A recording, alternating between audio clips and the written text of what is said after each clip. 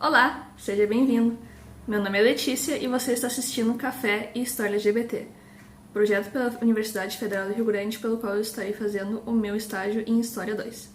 Se você encontrou esse vídeo pesquisando no YouTube, seja bem-vindo. E se você continua comigo na terceira aula do nosso projeto, seja bem-vindo novamente. Mais uma vez, muito obrigada por estar conosco. Bem, hoje é o dia em que a gente vai falar sobre tópicos mais sensíveis, talvez alguns gatilhos, então desde já aviso que estejam em uma situação mental boa, porque vai ser uma hang. E como sempre, antes de tudo, eu acho que um café vai ser uma boa pedida para ter como companhia hoje. Então corre lá na cozinha que dá tempo.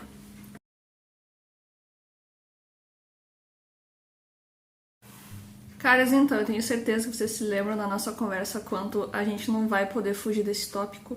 Mas, antes de tudo, eu quero explicar algumas coisinhas do como a gente vai abordar essa questão da opressão, ou repressão, a palavra que vocês quiserem usar melhor. Em primeiro lugar, eu escolhi 4 tópicos. Mas por que eles em específico? Porque eles nos afetam ainda enquanto sociedade. E querendo ou não, por serem de violência de Estado, foram coisas que são camufladas, são deixadas de lado. A gente já deu uma palhinha na outra aula, querendo ou não, sobre o Holocausto, sobre a crise da AIDS, mas hoje a gente vai entrar a fundo, tá bom? Então, como eu disse, tem um estômago, eu vou tentar levar as coisas da melhor maneira possível, mas a gente sabe que qualquer pessoa que tem um mínimo de empatia vai ficar de estômago revirado. Caras, assim, eu acho que pra gente começar a falar sobre essas questões no tempo contemporâneo, a gente vai ter que voltar um pouquinho mais atrás para comentar como isso é herança de nossos ancestrais e de noções extremamente antigas. Tanto é que sodomia já fazia parte do vocabulário teológico moral cristão desde a antiguidade e desde a Idade Média. Mas significava tanto sexo oral e anal heterossexual, fora ou dentro do casamento, quanto a relação sexual exclusivamente entre indivíduos do mesmo sexo. Isso levando em conta que o objetivo único e legítimo da sexualidade cristã era a reprodução. Especialmente durante a Contra-Reforma Católica, criam-se normas severas com o intuito de sedimentar a família como espaço fundamental para a defesa da catolicidade. E a gente sabe que um dos estados católicos era Portugal, então isso vai dar diretamente no que é nosso Brasil colônia e o nosso Brasil de hoje em dia, como eu estava falando mais cedo. E sendo assim, se fossem comprovados os crimes de heresia, traição, sodomia e falsificação de moeda, o governador ou comandante gozava de autoridade sobre toda pessoa de qualquer qualidade, para condenar os culpados à morte sem aceitar apelação. Mas quando o réu fosse pessoa de maior qualidade, se quisesse, o governador poderia absolver da pena de morte, tendo competência para condenar a 10 anos de degredo e até 100 cruzados de pena. Então, vocês imaginem a herança dessa legislação fortemente marcada pela influência católica de Portugal, onde pessoas sodomitas podiam ser punidas com a morte por fogueira, o degredo, a infâmia de descendentes, dentre outras penas severas. Em 1830, houve a anulação dessas instruções, mas mesmo assim não quer dizer que, sem a expressa previsão nas leis, a repressão aos homossexuais não continuasse a acontecer. E no século XIX e XX, com fundamento em classificações genéricas e abstratas, o comportamento de sexualidade desviante do padrão heteronormativo passou a ser enquadrado como atos obscenos, ofensa à moral e aos bons costumes, atentado ao pudor ou até mesmo vadiagem.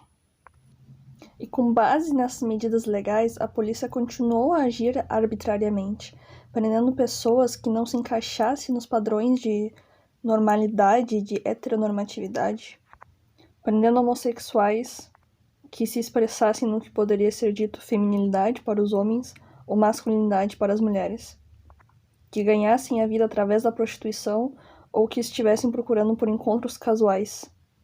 E sendo assim, até meados do século passado, a homossexualidade ainda era tratada para todo mundo como um atentado aos valores religiosos, como uma questão médica ou mesmo de polícia, sendo a forma de solucionar isso o tratamento psiquiátrico, a prisão em confinamento ou a perseguição policial nas ruas.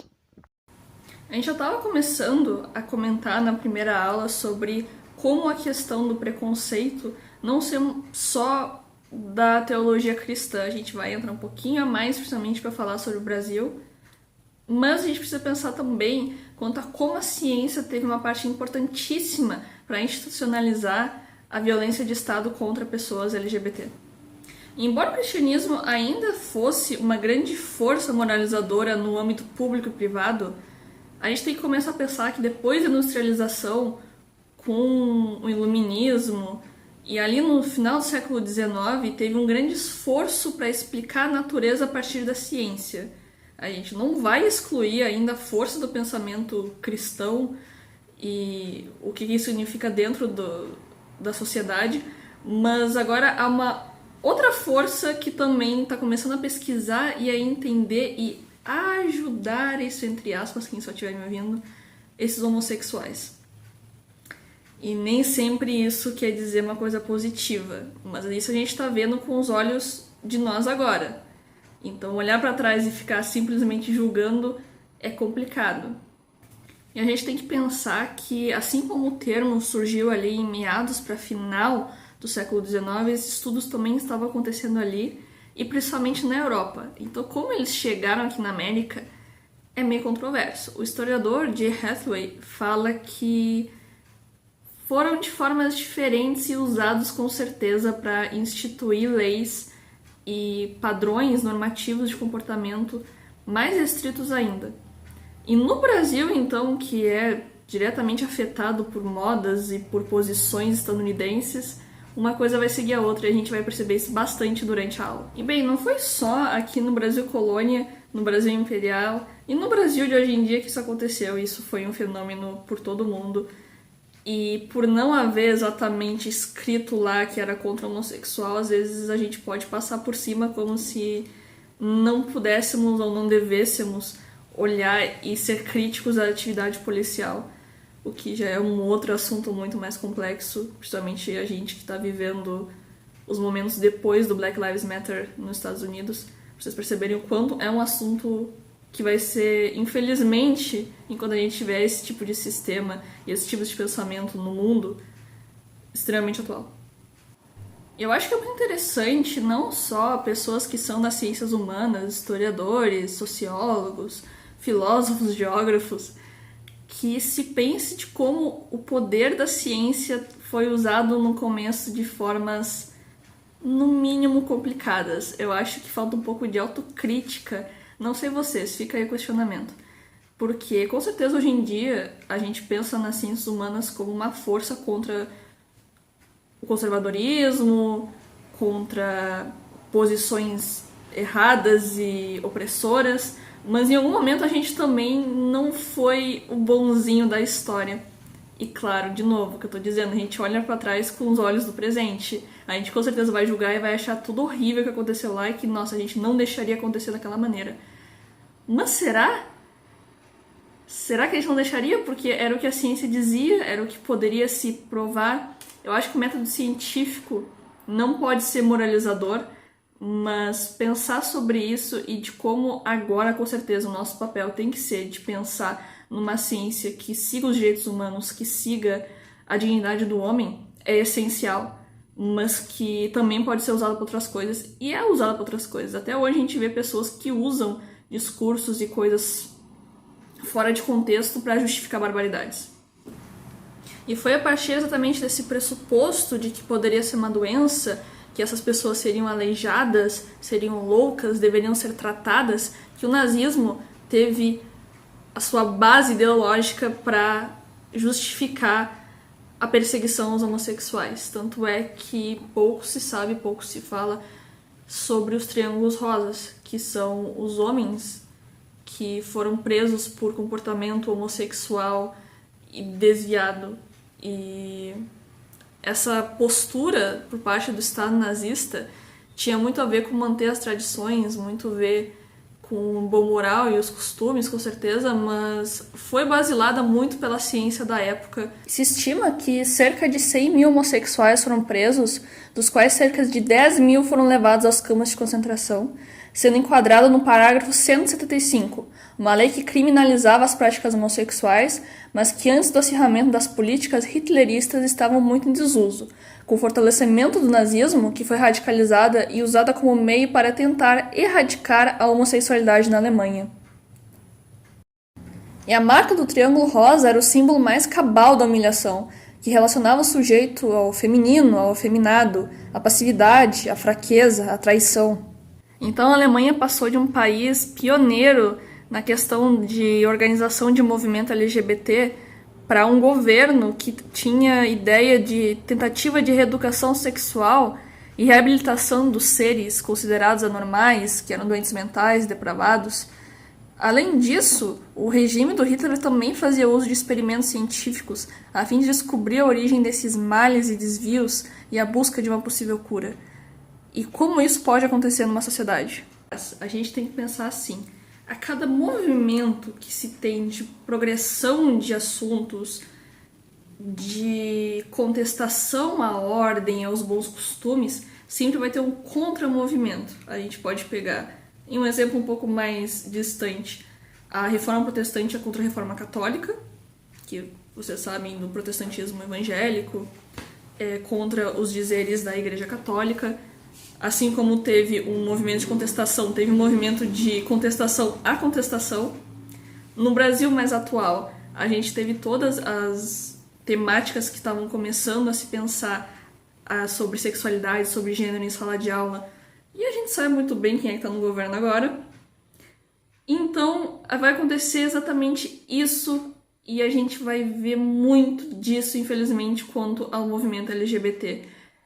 Ali nos anos 50, nos anos 60, 70, como a gente deu uma pinceladinha na última aula, teve muitos movimentos de liberdade sexual, teve o movimento hippie, teve o movimento anti-guerra, mas assim como tiveram eles, também tiveram a contra-reforma, ou seja, os movimentos conservadores que foram contra essas novidades, mudanças, como vocês quiserem colocar, que vão ter como quase que uma guerra cultural. Eles vão querer dizer isso. O que é guerra cultural? O que é esse conceito? É pensar que existem dois lados da sociedade e que um vai lutar pelo outro, um tá certo obrigatoriamente, o outro tá errado obrigatoriamente, um vai lutar pelos valores tradicionais e o outro vai lutar por valores liberais, digamos assim. Dá pra gente levar a sério isso na ciência? Cara, depende de como tu vai colocar. A gente percebe que, em primeiro lugar, a sociedade não é uma coisa... um tá certo ou tá errado, um tá lutando pelo bem, outro pelo mal. Então esse discurso é muito complicado, mas vai ser usado muito para tentar atrasar pautas LGBT de entrarem na questão política, econômica e social. Agora já falamos um pouco sobre os nazistas e sobre a Europa, acho que chegou o momento de falar sobre os nossos queridos e ilustres amigos da liberdade, Estados Unidos. A gente conhece muito sobre o perigo vermelho, sobre a Guerra Fria, o comunismo contra o capitalismo, dois sistemas, mas pouco de como isso se foi colocado em prática na vida pessoal e no âmbito mais social específico da coisa. Como é que havia argumentações de como era um comunista? Era simplesmente um subversivo? Era um malvadão? Como é que a gente poderia achar ele? Num contexto de luta por direitos civis e como uma direita extremamente conservadora dos Estados Unidos está querendo sabotar de qualquer maneira qualquer posição mais progressista na sociedade. Então se cria o chamado Lavender Scare, que seria o perigo roxo, o perigo lavanda, que seriam aparentemente pessoas homossexuais de cargos do governo que estariam dando segredos de Estado para os comunistas, porque eles seriam mais fáceis de serem ludibriados. E não se sabe, nunca se soube de uma noção dessas pela parte dos soviéticos. Se acredita realmente que foi mais uma parte de que essa tentativa de sabotagem nos movimentos por direitos civis não deu muito certo.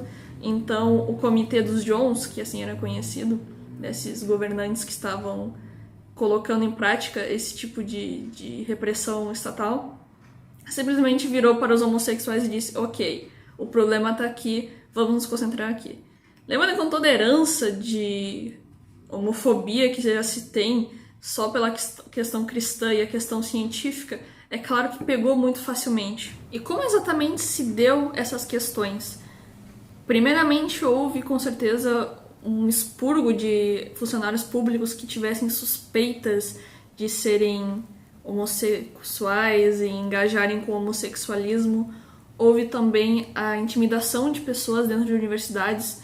Eu vou deixar não só lá no nosso docs, mas também aqui na descrição a entrevista de um senhor que passou por esse tipo de situação e foi interrogado por pessoas do FBI e dizendo o quão isso mudou a vida dele, o quanto ele tinha medo de se relacionar com qualquer ser humano por causa que a vergonha e o medo de ser exposto e de não conseguir emprego, de não conseguir trabalho, não conseguir viver, de ser agredido, como ele foi agredido também durante esse interrogatório, mudou a vida dele. E ele não foi o único, isso no estado da Flórida, mas também teve em outros lugares, especialmente na Flórida por causa do Comitê John.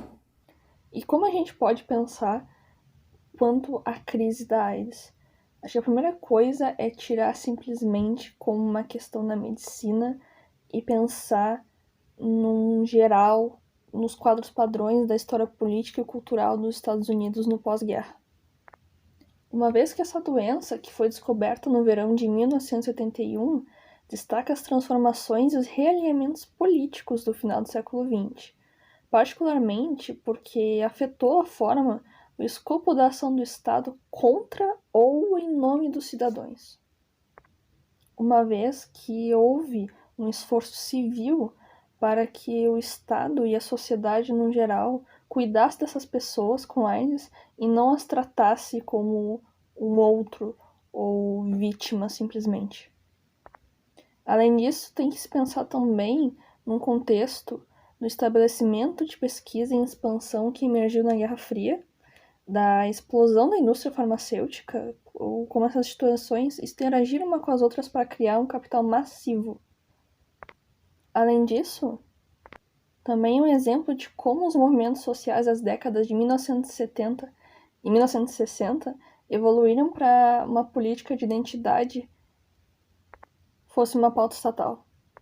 E também podemos pensar como a AIDS tornou a globalização visível de maneiras concretas, mostrando o efeito desigual da doença no sul global, bem como as formas como os ativistas em todo o mundo têm defendido mudanças políticas e médicas.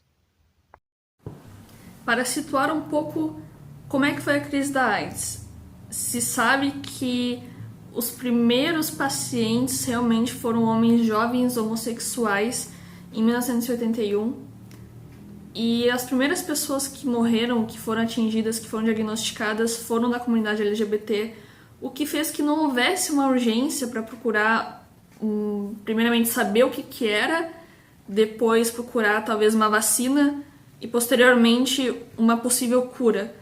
O próprio Estado estadunidense não se importou com isso, levando em conta que a gente estava no governo ultraconservador do Ronald Reagan, o que fez que a epidemia se alastrasse principalmente em Nova York e São Francisco, que foram epicentros não só da cultura LGBT, mas infelizmente da epidemia, como eu estava dizendo. E com isso eu queria não só falar sobre uma questão estadunidense, mas também trazer uma pessoa muito importante naquela época, que foi o Drauzio Varela, para comentar como é que foi a epidemia no Brasil pelos olhos dele. A época qual era? O panorama na época era o panorama da peste gay. Olha, era isso aí. Aparecia assim nos jornais.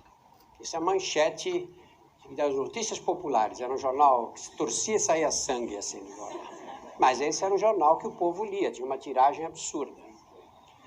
E essa questão da peste gay teve uma influência muito negativa, porque se é uma peste que só dá em gay, se eu não sou gay, não tem que me preocupar. Se eu injeto droga na veia, qual é o problema? Eu não sou gay. E isso foi muito difícil de conseguir modificar. Além disso, veio uma pressão forte da Igreja Católica, que nesses momentos tem sempre, no momento das epidemias, tem que ouvir a opinião do padre, né? Porque ele sempre sabe o que é o certo, e aí a gente fazendo o contrário do que ele diz, é certeza que nós estamos no caminho exato. A igreja de cara foi contra, achava isso era uma punição de Deus, etc. Havia entrevistas com bispos, com padres, com pastores protestantes, todos dizendo que isso era um anátema, que a sociedade tinha ficado muito permissiva e que Deus tinha mandado esse vírus para castigar os pecadores. Muito bem, esqueciam que havia crianças nascendo com AIDS. E havia mulheres pegando AIDS já nesse início. Os primeiros casos de mulheres no Brasil aconteceram por 85, mais ou menos. Ao mesmo tempo, em que vieram os primeiros casos de pacientes com drogas injetáveis. Se sabe que só se começou a levar a sério o que estava acontecendo quando começou-se a afetar casais heterossexuais, quando começou a afetar pessoas que usavam drogas injetáveis e se percebeu que não era simplesmente um câncer gay. E o Drauzio Varela no Brasil teve um grande espaço na luta pelos direitos dessas pessoas. Ele, nessa entrevista, que também eu vou deixar na descrição, se vocês quiserem dar uma olhada, comenta como ele queria fazer campanhas para que as pessoas, primeiramente, usassem camisinha e, segundamente, tomassem cuidado com seringas. E sendo rio-grandina, eu sei que algumas pessoas que estão me assistindo não são daqui, mas para os rio-grandinos eu vou dar uma atualizada. Para quem não é de Rio Grande, eu vou dar as grandes notícias, mas o Rio Grande do Sul é o segundo estado com maiores índices de infecção e transmissão de doenças sexualmente transmissíveis e gera diversas situações, como em 2019 ter jornalistas falando sobre a gente viver uma epidemia generalizada de AIDS. E o quanto disso realmente é tratado e conversado sem o estigma de que é uma doença ainda e que não chega até nós por causa que é só dos gays. Sem contar que em 2018 se descobriu que Rio Grande é a cidade do Brasil com mais casos de HIV/AIDS. Os primeiros medicamentos antirretrovirais surgiram ainda na década de 1980 e agem inibindo a multiplicação do HIV no organismo e, consequentemente, evitando o enfraquecimento do sistema imunológico. E desde 1996 que o Brasil distribui gratuitamente pelo SUS todos os medicamentos antirretrovirais e desde 2013 o SUS garante tratamento para todas as pessoas vivendo com HIV, independentemente da carga viral. E além disso, a gente precisa levar em conta que esse contexto é bem no final da ditadura. E como dito em outra aula, há um notável atraso na formação e consolidação das lutas por direitos LGBT no Brasil. E bem, a gente precisa com certeza comentar que por parte do Estado havia exigência de adequação do conjunto do meio social ao padrão moral ultraconservador, que fez que com certeza a perseguição fosse escancarada. E por outro lado, autores comentam que a esquerda também não fazia os direitos LGBT uma pauta, reproduzindo esse caldo cultural machista e homofóbico característico da maioria da população brasileira. Levando em questões mais específicas, a gente pode apontar que a discriminação sistemática estendeu-se também ao mundo do trabalho, e um exemplo foi a organização da chamada Comissão de Investigação Sumária, que foi instalada em 69 no Ministério das Relações Exteriores, com o objetivo de reprimir homossexuais, alcoólatras e pessoas consideradas emocionalmente instáveis. Em 69, ainda após o AI-5, esse órgão formulou uma lista que culminou com a cassação de 44 funcionários e sob acusação de afrontarem os valores do regime em suas condutas na vida privada, a partir de justificativa como a prática do homossexualismo e a continência pública escandalosa. Sem contar, é claro, a violência policial que a gente já havia comentado, estimando-se que entre 300 e 500 pessoas eram detidas arbitrariamente por noite em São Paulo nos finais de semana, sendo muitas extorquidas e algumas torturadas. Isso sem falar, é claro, da censura moral às artes, que simbolizavam as sexualidades dissidentes, que tornou-se uma marca da ditadura. Músicas foram vetadas por divulgarem homossexualismo, publicações dirigidas ao público homossexual tiveram sua circulação dificultada e foram monitoradas, etc. Bem, depois de falar tudo isso, eu acho que já deu de desgraceira por hoje. Tentei levar de uma maneira mais leve possível, se isso é possível, mas eu espero que realmente tenha contribuído para ter certas reflexões sobre que mundo que a gente vive, que herança que a gente tem de direitos, de leis, e quantas pessoas foram perdidas por causa do preconceito, por causa desses tipos de aparatos estatais que, se não mataram pela própria mão, deixaram morrer. Então eu espero que, primeiramente, vocês não estejam muito chateados com a vida, porque na próxima aula a gente vai falar sobre o movimento LGBT e o que foi feito nessas últimas décadas em razões de leis, em razões de legislação, em razão de progresso social, se isso é possível dizer, quanto à questão. Então eu espero que até lá vocês se cuidem e vocês não esqueçam que essa sexta-feira é a nossa última aula. Espero que estejam gostando. Não esqueçam de tirar dúvidas, de me contatar, que eu estarei sempre disponível. E é isso aí. Tchau, tchau.